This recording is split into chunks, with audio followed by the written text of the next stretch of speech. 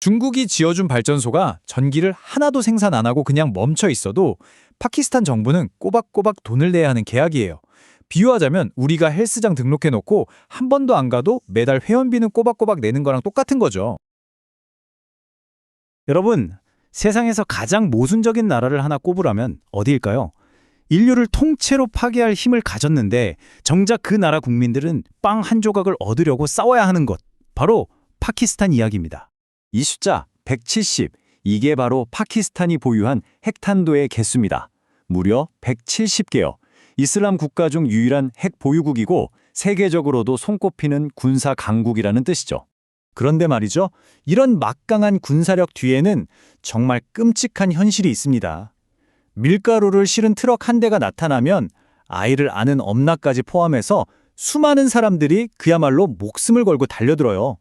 서로 밀치고 넘어지고 아수라장이 되는 거죠. 네, 바로 이겁니다. 핵폭탄은 있는데 왜 국민들은 빵이 없을까? 이게 오늘 우리가 파헤쳐볼 파키스탄 몰락의 핵심 질문인 거죠. 도대체 핵까지 가진 이 나라는 어쩌다가 이 지경까지 오게 된 걸까요? 좋습니다. 그럼 가장 직접적인 원인부터 한번 보죠. 바로 중국입니다. 파키스탄에 구원제를 자처했던 이 중국과의 관계가 어떻게 나라 전체를 옥죄는 족쇄가 되어버렸는지 지금부터 살펴보겠습니다. 이 문제를 이해하려면 용량 요금이라는 개념을 꼭 알아야 해요. 좀 복잡하게 들릴 수 있는데 쉽게 말하면 이런 겁니다. 중국이 지어준 발전소가 전기를 하나도 생산 안 하고 그냥 멈춰 있어도 파키스탄 정부는 꼬박꼬박 돈을 내야 하는 계약이에요. 비유하자면 우리가 헬스장 등록해놓고 한 번도 안 가도 매달 회원비는 꼬박꼬박 내는 거랑 똑같은 거죠. 이 그래프를 보시면 그 결과가 얼마나 심각한지 바로 알 수 있습니다. 중국 발전소가 들어오기 전에는 384억 루피였던 용량 요금이 사업 이후에 얼마가 됐을까요? 무려 2124억 루피로 그냥 수직 상승해버립니다. 5.5배가 넘게 폭등한 거죠. 이 돈이 전부 다 고스란히 국가에 빚이 되고 있는 겁니다. 자, 그럼 왕관의 보석이라고까지 불렸던 과다르 항구는 어떨까요? 와, 이건 수익 구조를 보면 정말 기가 막힙니다. 운영에서 나오는 수익의 91%, 이걸 중국이 가져가요. 파키스탄은요? 고작 9%입니다. 심지어 40년 동안의 운영권도 통째로 중국한테 넘어가 있어요. 이건 뭐 나라의 땅이랑 미래를 그냥 헐값에 팔아넘긴 거나 다름없죠. 그리고 이런 경제적인 착취, 이게 그냥 돈 문제로 끝나지가 않아요. 결국 끔찍한 결과를 낳게 됩니다. 생각해보세요. 화려한 항구 바로 옆에 사는 주민들은 당장 마실 물도 없어요. 이 분노가 어디로 가겠어요?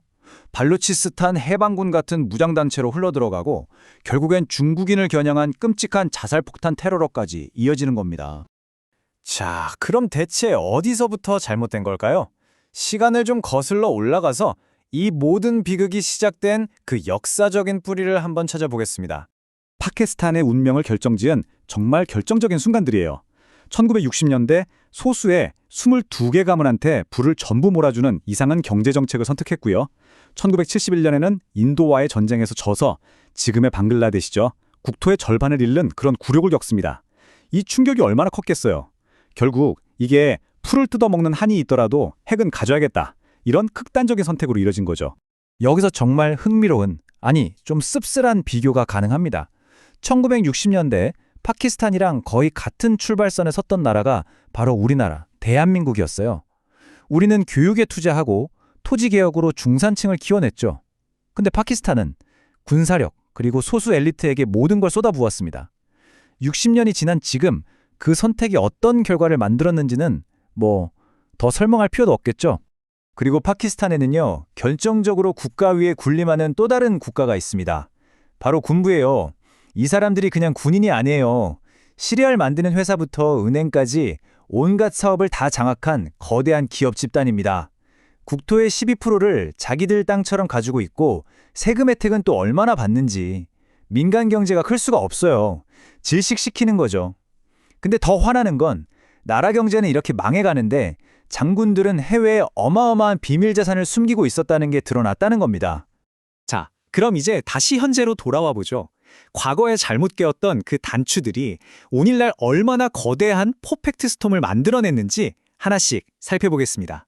지금 파키스탄은 말 그대로 그냥 퍼펙트 스톰 한가운데 있어요.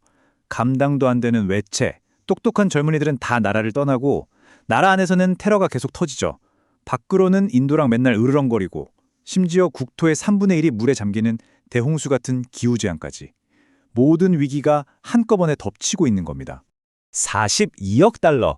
이 숫자가 대체 뭘 의미하는 걸까요? 이게 바로 의사, 엔지니어 이런 똑똑한 인재들이 이 나라엔 희망이 없다면서 떠나버려서 생기는 연간 경제 손실액입니다. 1년에 42억 달러요. 나라의 미래를 이끌어갈 두뇌들이 그냥 국경 너머로 사라지고 있는 거예요. 한 젊은이가 나라를 떠나면서 남긴 이 한마디.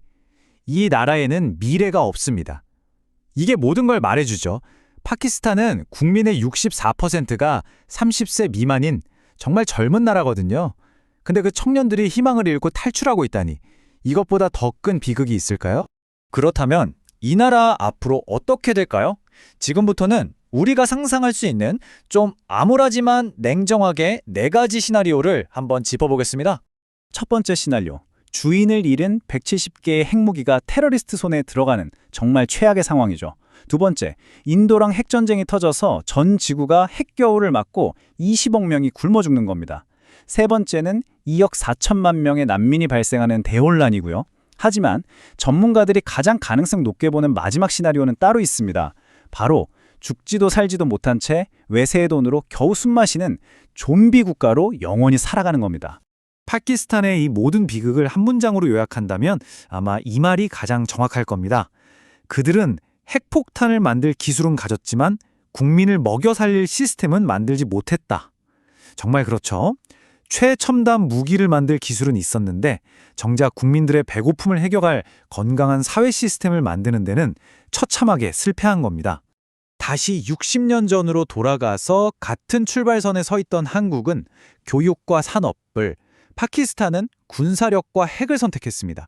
그 엇갈린 선택이 오늘날 두 나라의 운명을 완전히 갈라놓았죠. 만약에 그들이 그때 다른 선택을 했다면 지금 어떤 미래를 살고 있을까요? 이 질문을 여러분께 던져보면서 오늘 이야기 마치겠습니다.